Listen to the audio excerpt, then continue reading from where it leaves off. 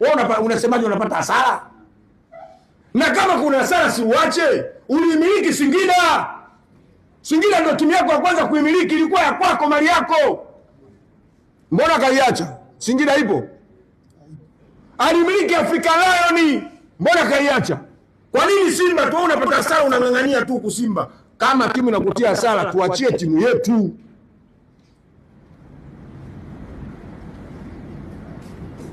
Tunajua kuna mambo mazuri sana na makubwa mtofanyia ndani ya Simba.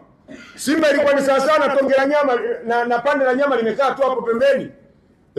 Hamna mtu anaolihitaji limeng'ongwa na nzi, umekuja umeliokota, umelisafisha, umelichana, umelibandika, limeiva. Kula sasa. Sasa ili ulile ili unatakiwa upate kachumbari, upate nini? Sasa wewe kachumbari usitaki, unataka utafune tu ile nyama hapo halijaiva vizuri.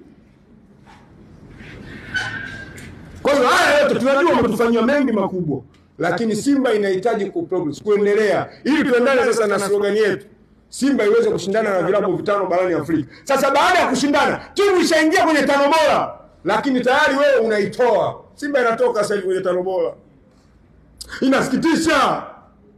Simba ilikuwa inaendelea mbele, Simba sasa hivi inarudi nyuma.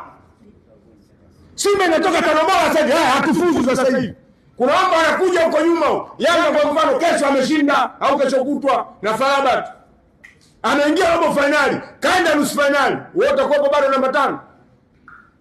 Utakuwa bado namba 5. Tafsiri yake unafanya nini? Alikuwa Tipi Mazembe nafasi ya pili, sasa hivi yuko wapi? Alikuwa Wydad kwenye 3 bora, yuko wapi Wydad sasa hivi? Lakini wenzetu wanatoka kimpira. Lakini sisi tunaona kabisa tunatolewa live.